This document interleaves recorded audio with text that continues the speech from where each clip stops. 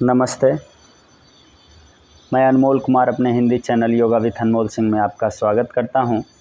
आज हम लोग नाड़ियों के बारे में बात करेंगे और देखेंगे कि हम लोग हठ योगा में बाएं तरफ से कोई भी प्रैक्टिस को क्यों शुरू करते हैं। हठ योगा टेक्स्ट बुक में आप देखेंगे कि 72,000 नाड़ियों की चर्चा की गई है। 72,000 नाड़ियों में 3 नाड़ियाँ मुख्य हैं, ईरा नाड़ी, पिंगला नाड़ी और सुषुम्ना नाड़ी। ईरा नाड़ी को बाएं तरफ के स्वर को बोला जाता है, पीरा नाड़ी दाहिने तरफ के स्वर को बोला जाता है और सुषुम्ना जब दोनों नासिका छिद्र एक साथ चले उसको सुषुम्ना बोलते हैं। दाहिने नासिका छिद्र को सूर्य से संबोधित किया गया है, बाएं नासिका छिद्र को चंद्र से संबोधित किया गया है। तो इससे साफ पता चलता है कि दाहिना शरीर जो है मानव शरीर वो गर्म है, बायां शरीर शीतल है। तो जब हमको शीतलता की ज़रूरत पड़ेगी, बाएं नासिका छिद्र को स्टार्ट रखना है।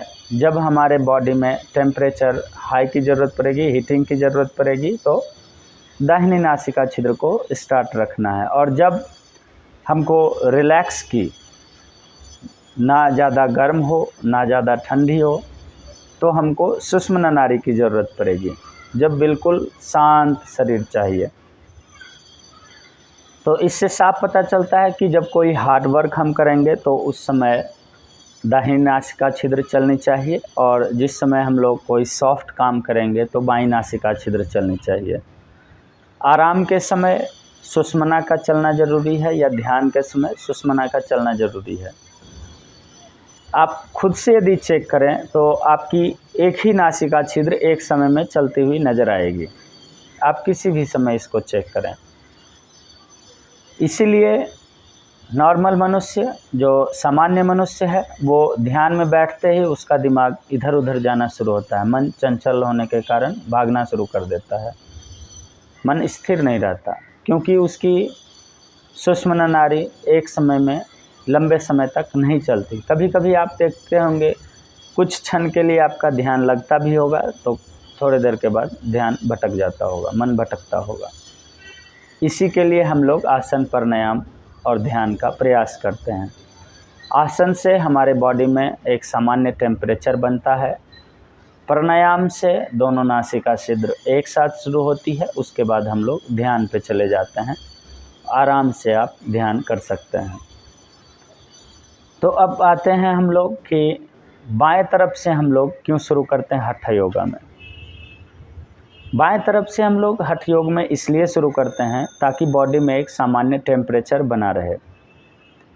आप अभी खुद से चेक कीजिए कि आपकी कौन सी नासिका छिद्र चल रही है। यदि आपकी अभी दाहिनी चल रही होगी तो अपने दाहिने हाथ को बाएं आर्मपिट में दबा के रखिए, ऐसे दबा के रखिए। तो आपको महसूस होगा 1-2 मिनट के बाद आपकी दूसरी नासिका छिद्र चलना शुरू हो जाएगा। सेम यदि आपको इधर वाला स्टार्ट करना है, बाएं नासिका छिद्र को, तो बाएं हाथ को दाहिने आर्मपिट में रखेंगे। यदि आपकी नाक बहुत ज़्यादा ब्लॉक है, बहुत ज़्यादा जाम है, तो आप उसके अपोजिट करवट में लेट सकते हैं। यदि आपको बायां नासिका छिद्र चलाना है तो दाहिने करवट में लेट जाएंगे, 2 मिनट तक लेटे रहेंगे, तो आपको महसूस होगा कि आपकी बाईं नासिका छिद्र शुरू हो गई है। यदि सेम अपोजिट, यदि दाहिना नासिका छिद्र आपको चलाना है तो बाएं करवट लेट जाइए, आपकी दाहिने नासिका छिद्र चलने लगेगी। अब इसी प्रैक्टिस से आप अनुमान लगाएंगे कि आप जब बाईं करवट ले रहे हैं तो दाहिनी नासिका छिद्र चल रही है, दाहिनी करवट ले रहे हैं तो बाईं नासिका छिद्र चल रही है। तो हम लोग बाएं तरफ से इसलिए शुरू करते हैं क्योंकि दाहिनी नासिका छिद्र हमारी शुरू हो जाए, बॉडी में एक सामान्य टेम्परेचर बना रहे। क्योंकि इधर वाला जो दाहिना वाला है वो सूर्य को संबोधित करता है, बॉडी में गर्माहट लाती है।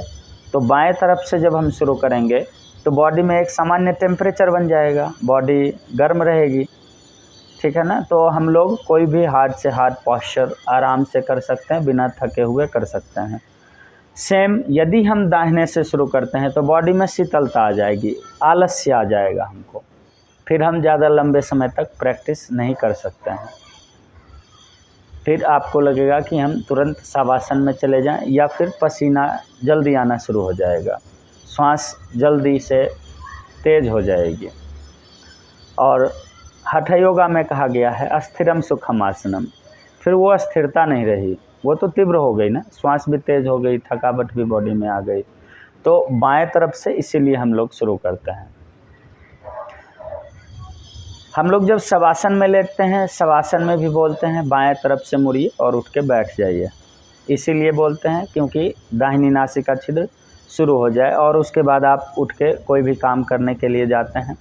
आसन की प्रैक्टिस करने के बाद बाएं करवट लेके उठ के बैठे और उसके बाद कोई भी प्रैक्टिस करने के लिए चले गए।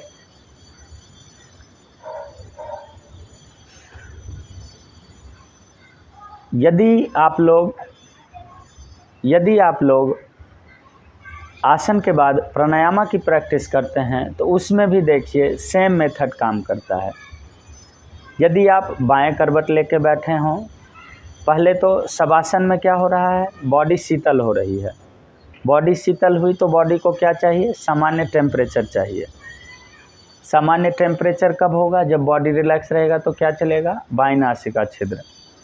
आप लेट के भी चेक कर सकते हैं, शवासन में लेटिए, 2-3 मिनट के बाद आपको महसूस होगा कि आपकी चंद्र नाड़ी जो बाईं नाड़ी है वो शुरू हो गई।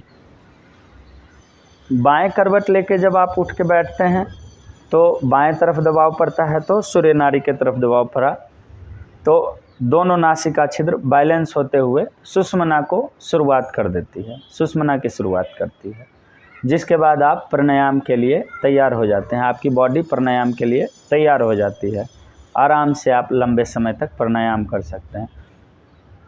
प्राणायाम करने के बाद आपकी दोनों नासिका छिद्र बिल्कुल सामान्य रूप से स्टार्ट हो गई। उसके बाद बॉडी रिलैक्स हो जाती है, आप आराम से ध्यान कर सकते हैं। ठीक है, आशा है कि आप लोग को अच्छे से समझ आ गया होगा। एक बार फिर से समझ लीजिए, बाईं नासिका छिद्र चंद्र नाड़ी है, शीतलता का प्रतीक है, इसको ईरा नाड़ी बोलते हैं। दाहिनी नासिका छिद्र सूर्य नाड़ी है, गर्म प्रकृतिक ये गर्माहट का प्रतीक है, इसको पिंगला नाड़ी बोलते हैं। जब दोनों नाड़ी एक साथ चले तो उसको सुषुम्ना नाड़ी बोलते हैं। जब सूर्य चलती है तो आप कोई भी हार्ड वर्क कर सकते हैं, जब चंद्र चलती है तो कोई भी रिलैक्स वाला काम आप कर सकते हैं, आरामदायक वाला काम कर सकते हैं। जब दोनों नासिका छिद्र एक साथ चलती है तो उस समय आपको आलस्य आएगी, या फिर आप गहरे ध्यान में जा सकते हैं, ध्यान का प्रयास कर सकते हैं। उस समय आपका मन नहीं भागेगा, मन विचलित नहीं होगा, एक जगह लगा रहेगा, आप घंटों घंटों एक जगह पे बैठ सकते हैं। इसीलिए आपको आसन की अच्छी प्रैक्टिस करनी चाहिए, इसीलिए आपको प्राणायाम की अच्छी प्रैक्टिस करनी चाहिए, क्योंकि आपको श्वास पे सजगता लानी है। आप श्वास के प्रति सजग रहेंगे, जिसके लिए आपको लंबे समय तक आसन का प्रयास करना पड़ेगा, श्वास के प्रति सजग रहना पड़ेगा, आपको अपने आसन के प्रति सजग रहना पड़ेगा।